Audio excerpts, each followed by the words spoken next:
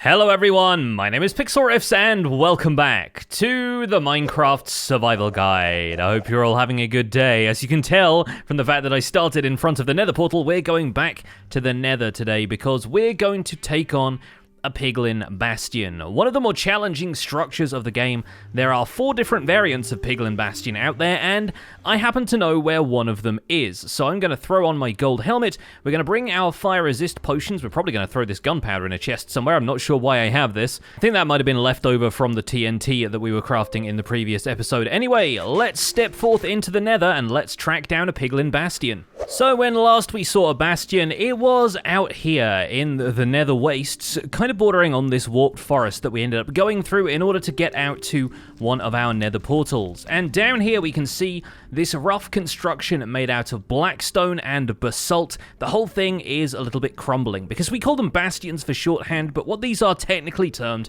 is Bastion Remnants, the long forgotten remains of an ancient Piglin civilization, some of which has become these zombified critters that we still see roaming the Nether Wastes, and some of which is still around, although apparently lacking its former glory. Or that is the lore that players have managed to piece together from the fact that this thing is called a remnant anyway. For now, though, we are going to treat this as a target. This is going to be a place that we can loot for a bunch of exciting things. But it's also a very dangerous place, not just because of the Piglins, but because of a few of the Piglins' friends. We can see them up there on the battlements already. There are some pretty heftily armed Piglins. You see that one in the center there with the golden axe?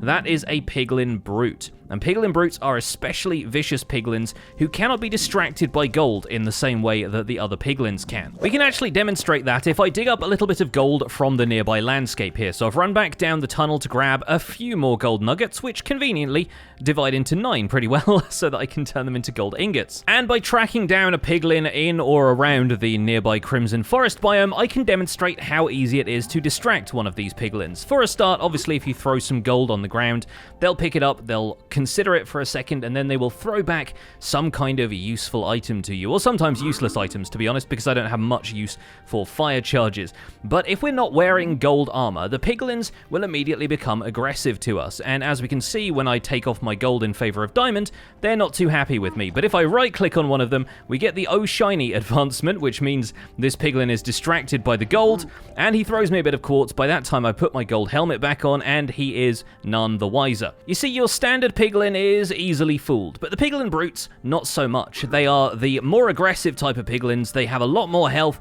and they hit a lot harder. At least they do on Java Edition, because Java Edition gives an extra bit of attack boost to axes, and the golden axes the Piglins are carrying around is no exception. Before we end up raiding the Piglin Bastion, here are some other things we should probably cover about Piglins. First of all, the fact is they do not like you opening or breaking chests in their vicinity, and they will assume that basically any chest you've left around the place is theirs. So if I open my ender chest right now, these Piglins around here are immediately going to get angry at me, including this guy, who I'm just probably going to have to take care of myself, because he's out to get me. And breaking my ender chest even gets the attention of one of the locals, so I also have to take care of him. And Piglins, like zombie Piglins, are also a bit territorial and act in packs, meaning that if you attack one Piglin in their vicinity, then the others are going to come after you and retaliate. We already know that Piglins don't like us breaking gold ore blocks, but they also get possessive around any storage block, and that includes the ender chest, which is definitely rightfully ours, and ender chests don't appear in any of these bastions. It also includes things like barrels, although redstone components are exempt from this, so hoppers, dispensers, droppers, that kind of stuff, all of which have inventory storage in them, does not necessarily count because it's not a storage chest. And so we're going to have to be quite careful about the chests that appear in these structures. Right down there you can see a chest next to this growing field of nether warts, which is actually a decent alternative if you're having trouble finding a nether fortress for potion brewing stuff. You won't find blazes here, but you will be able to get hold of some nether wart, and then you can start brewing potions using a brewing stand once you found a bit of blaze powder. But anyway, those chests right there might contain some pretty significant loot.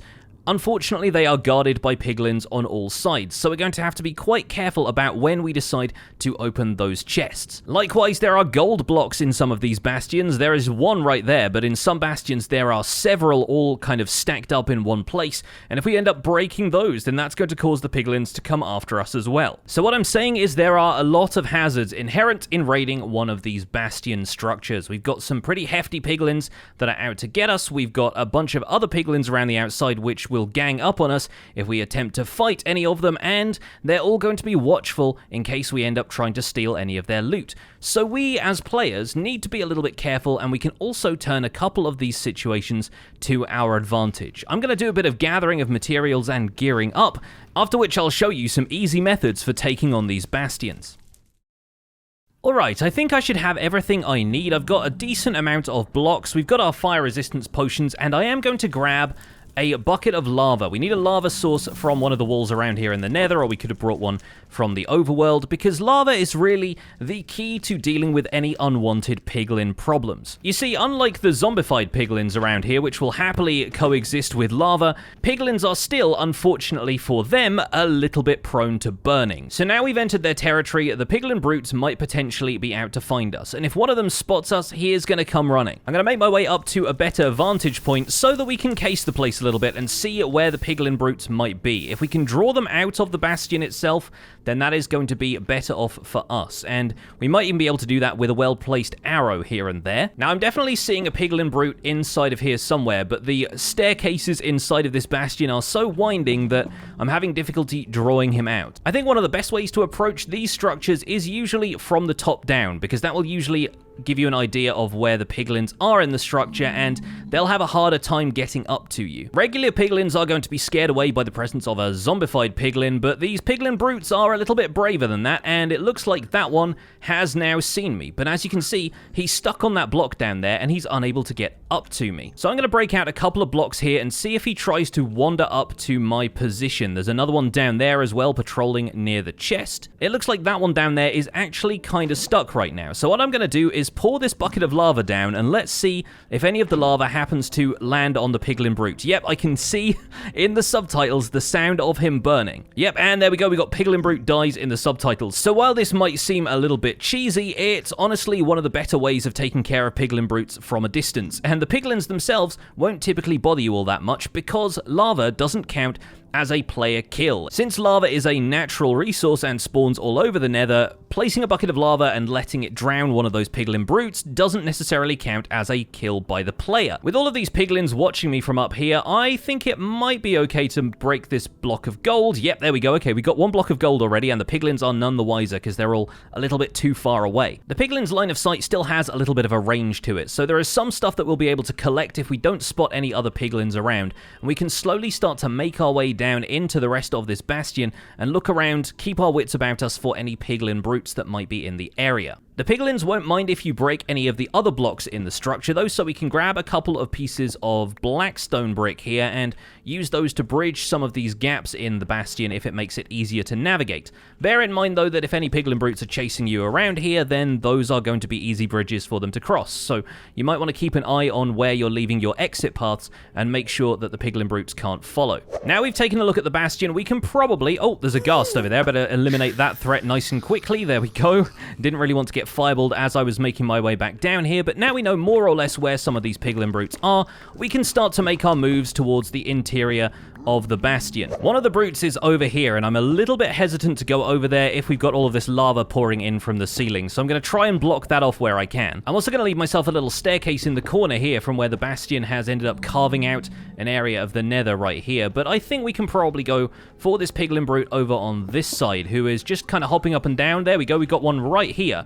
What we're going to do is run back a few steps, see if he ends up following me, which he doesn't look like he has. So let's make sure he follows me this time. We'll see if he follows me up the staircase of netherrack that I have prepared. We are losing line of sight with this guy pretty quickly. Let's see if we can keep his attention for a little bit longer. Well, here's one guy, and it looks like he can't really get up to me there, so how about we just pour a bucket of lava on the block he's standing on? Yeah, just a bucket of lava right there on his head, and sooner or later he's just gonna succumb to lava damage. Now, we won't get any XP or equipment from him, but honestly, Piglin Brutes don't really drop anything all that worth it. They've got a lot of HP, XP, they only give a little bit of experience for that, and they only drop gold axes, which we don't really need because there are these gold blocks lying around that we can just pick up and take.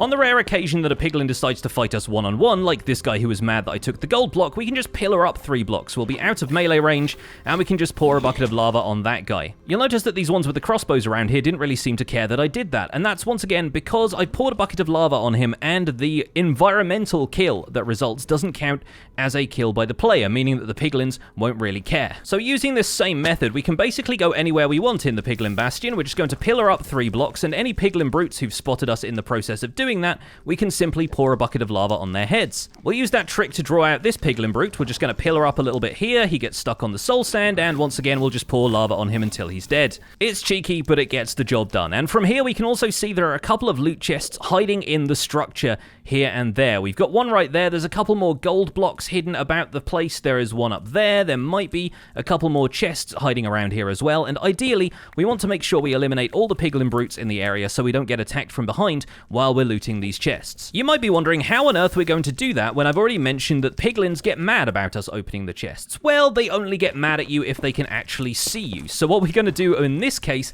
is make ourselves a little box that we can hide in while we open the chest. Now that we're out of any of the Piglins' line of sight, we can happily open this chest, and look at that. For a start, we got the advancement war pigs for opening this up because, of course, the Piglins are supposed to get mad at you. But once again, the loot in here leads us to something we found in the previous episode, and this is why I wanted to cover mining for ancient debris before we got to the Bastion, because picking up this ancient debris from the chest, we understand the value of this at this point. We understand why we're here raiding this Bastion in the first place, because these Piglins have access to netherite. We got a few other interesting things in here. We got some bone blocks, we've got some chains, we have a crossbow and a sword with fire aspect, which once again is kind of a hint that you can set these Piglins on fire if you feel like fighting them with an iron sword, but in my case I don't really, so I'm probably just going to pop my way back out of here and continue dropping lava buckets on anybody I don't like. Now if you're smart and you brought a hopper with you, there is another way you can get hold of the contents of these chests, because as I mentioned earlier, Piglins don't check the contents of hoppers or dispensers or anything like that as their own storage, and so as long as there is a block underneath here that the Piglins don't mind you breaking, we could break that out, place a hopper underneath, and the hopper would drain the contents of the chest, so we could access this chest without opening it at all. You could either extract the contents out of the hopper, or you could have all of the items go into something like a dispenser that you could browse the contents at your leisure. The reason we don't do that right now, the reason I'm not doing that immediately, is because of blocks like this. Gilded Blackstone is basically a nether gold ore block, but in Blackstone form. Most of the time when you break it, even with fortune, it will drop the block itself, but very occasionally it will drop some gold nuggets. So I'm going to break this one, and yep, as you can see, it ended up breaking into gold nuggets. Thankfully, there weren't any Piglins close enough that they were going to get mad at me, but occasionally that will anger some Piglins in the area if you break one of those. And the majority of the time, you will find them spawning underneath chests. You'll also see some in the foundation of the ramparts up there, which we will get to in just a second, but if we see a block of Gilded Blackstone underneath here, you can't really break that in order to put a hopper underneath the chest. You do have the option of breaking out the blocks at either side and using a piston to push the Gilded Blackstone, but at that point it becomes a little bit of an effort when really all you need to do is just block out an area around the chest so that you're completely concealed from any Piglins when you open it. If you break the chest, that's also going to get the Piglins mad at you, although once again that's not a problem in this area because the Piglins around here are all too far away. And from now on, anytime we find one of these Gilded Blackstone blocks, we're going to silk touch it, because I honestly think these are nicer to have as building resources than they are just broken down into gold nuggets. Anyway, let's explore the rest of the Bastion here. We have another chest, and a lot of the time, there we go, we can see the Gilded Blackstone underneath this chest. A lot of the time you'll find that chests appear in rooms with lanterns in, so that's usually a pretty good way to find these if you're having trouble locating them in one of these more complex and broken up looking bastions. Now that we're all boxed in, we can just open up this chest, and there's already a few blocks of Gilded Blackstone in there waiting for us, alongside a little bit of magma cream, a crossbow with mending, and yet another block of gold. I'm going to leave the chest in place in this case, but for the most part, we will look into each of these chests as they appear, because there's usually some good loot in them. It's also worth bearing in mind that if you break a block of Gilded Blackstone in the presence of a Piglin, they will get mad at you regardless of whether they have line of sight to you. However, their aggro will only last for about, I want to say 30 seconds or so, before they end up wandering off and losing interest. So in this case, I should be fine to just walk down here and pick up this Gilded Blackstone, but if we do that in the presence of any other Piglins, we can quickly make a safety box around around us, block ourselves into the nearby environment, and we shouldn't have any more problems with Piglins from there. The good news for those of us that use subtitles is that all of the Piglin snorts have different subtitle names. So for example, if the Piglins get mad at you, you'll see Piglin snorts angrily in the subtitles. You'll also see Piglin Brutes and regular Piglins separated into different sound effects, and so that's how we can tell whether or not the Piglins are still angry at us or if they've calmed down a little bit. Every so often you'll hear those angry Piglin snorts, and you'll see it in the subtitles as well. The sound effects themselves are even a little bit different if you don't have the subtitles enabled, but you aren't commentating the entire time, so you'll actually be able to hear them. And once you get regular Piglin snorts instead of angry Piglin snorts, you'll know that they've calmed down enough that you can continue around the Bastion. Each bastion is formed of two distinct parts. The ramparts, which we'll find up here, these larger kind of monolithic sections of the bastion, and a lower part down here, which has a variety of different forms. This one is a housing bastion. This is potentially supposed to be old Piglin homes that have just fallen into disrepair, and you can always identify these from that patch of soul sand and netherwort that we saw growing in the center of the bastion here. If it's a longer and squatter bastion with a bunch of hoglins running around in it, then that's a hoglin stables bastion. If we find one where the rampart section kind of looks like a Piglin's face and it has a bridge coming out of its mouth, that is a bridge bastion. And if we find one that is just an enormous blackstone cube, that is a treasure room bastion. And those are potentially the most valuable of all the bastions for a couple of reasons, not least, as the name suggests, they have a pretty considerable amount of loot in them. But each of them will have a rampart section like this, and it is here where we'll find a couple more significant loot chests. I'm going to block off the corridor up here and this corridor back here just so we can open up this loot chest in privacy, because as you can see, there's a lot of goodies in here. We've got a bunch of golden carrots to refresh my stash. We've got a little bit more Gilded Blackstone and gold blocks. We might even find the occasional piece of ancient debris or even full netherite scrap in here. We got some more chains, we have some spectral arrows of the type that Piglins will barter with us. I might as well grab the obsidian so that we can put that in the ender chest as well, although of course, once we break the ender chest, the Piglins in the area are going to get mad at me. But I'll also tuck away the block of gold, the Gilded Blackstone, the ancient debris, and maybe a few other of these blocks if we end up running out of space in our inventory. Once again, you'll notice a block of Gilded Blackstone underneath the chest here, although the other side doesn't have that. So we could potentially drain the contents of the chest by placing a hopper underneath the half that doesn't have Gilded Blackstone. And you can even use that strategy when you're draining the chests that you find out here by turning the chest into a double chest and using a hopper to drain one half of the chest while the other half is sitting on Gilded Blackstone. There are a bunch of different ways you can get around that rule, basically. But if I end up unblocking this staircase, this is where we can get a little bit higher up into the bastion, and we'll find that there are a bunch of Piglins patrolling a series of blackstone corridors down here. These can get a little bit difficult to navigate, especially with the Enderman around, because I don't really feel like looking directly at any of them, but we'll also find that there are Piglin Brutes in some of these areas, and we can already hear one on his way to get us, but I'm not entirely certain where he is. The winding corridors of these parts of the bastions are a little bit treacherous, and so I typically prefer to deal with the Piglin Brutes by attacking the bastion ramparts from the top down. And a couple of blocks away from the wall, I'm going to pillar up until we're roughly level with the area we saw a platform on this side, and then we're just going to scoot around the outside, bridging out like this until we draw level with the entrance to the top part of these ramparts. Now already up here we can see what we're looking for. We can see a row of 4 sets of loot chests, a couple of single chests and a double chest, along with a Piglin Brute guarding them all. So we're going to have to be a little bit careful as we wander on in here, but if we can get this Piglin Brute's attention, we can potentially do something about him. So I'm going to attack him from a distance. The other Piglins around here haven't aggroed because they haven't really noticed. And if we wander over here, we can potentially get this Piglin Brute to head in our direction. There's another one down here as well, and I can hear a bunch of them around me, but I think this one over here is having trouble spotting me. Yes, there we go. Let's see if we can jump over to our platform, and he's going to stop right there. Try and find us, not really be able to pathfind over here, and we can just set him on fire with a bucket of lava again. Yep, there we go. He died even though the lava wasn't around him. Didn't really drop anything of note, and it looks like the lava is now making its way down into the foundations of the bastion as well. Well, once we hop over here, we should hopefully be able to take a look around and make sure there aren't any more Piglin Brutes in the corners. You'll often also find that they fall down into these cracks between the two sections of ramparts, so if you fall down there with a bunch of piglins, you're going to have a hard time fighting your way out. But if the piglins themselves have fallen down here, including the Piglin Brutes below us, then once again, we can just pour a bunch of lava on them. From what I'm hearing, it seems like we still have another Piglin Brute down here. In fact, I can see him walking around in this corridor down here. So I'll show you one last method of taking care of these Piglin Brutes, considering that they are going to be a menace if you end up invading one of these bastions yourself. Aside from pouring lava on him, one of the things we can do is place a boat down, and then he'll just end up getting in the boat and he'll be immobilized. He won't be able to leave the boat. He's just going to hang out in there for a little while. And if we wanted to, we could pour some lava on him now. It would destroy the boat as well. We could take him out ourselves, but it might get the other piglins angry at me. You can take a variety of approaches to this situation.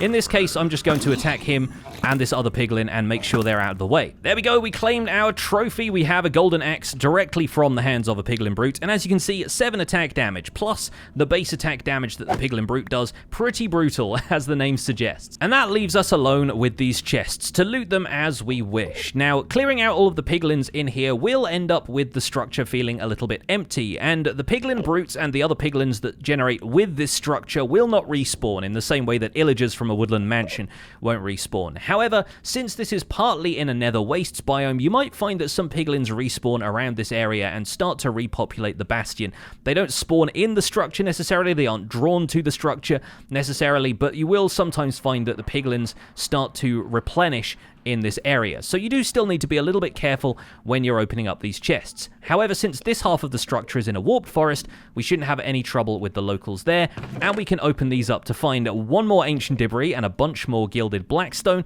some boots with soul speed, which is an enchantment we'll get onto talking about a little bit later, but I'm going to leave those in there for now. A bunch more golden carrots, even a golden apple for us there as well, and some magma cream that we can use to brew more fire resistance potions. There's also a block of iron, which we could grab if we wanted to, and we'll throw all of this stuff in the ender chest as we collect it, because my inventory is getting very full right now. Next up, we've got a couple of iron ingots in there. We've got some pork chops, which kind of indicates that the piglins have been hunting hoglins in the area, a few more of those spectral arrows and some gold nuggets, and right here we have a little bit more treasure for us. We've got another golden apple, some more blocks of gold, some more bone blocks, and a snout banner pattern, because we can put patterns onto banners, as we'll probably discuss later on in the series, and the snout is a unique pattern that you can only find in these piglin bastions. So that's unique loot. That's really, really good to find. We are not quite done raiding this place yet, though, because there are a couple more secrets to be found here in the bastions. Not least, oh, there's another Piglin Brute down here who I haven't found yet. We might as well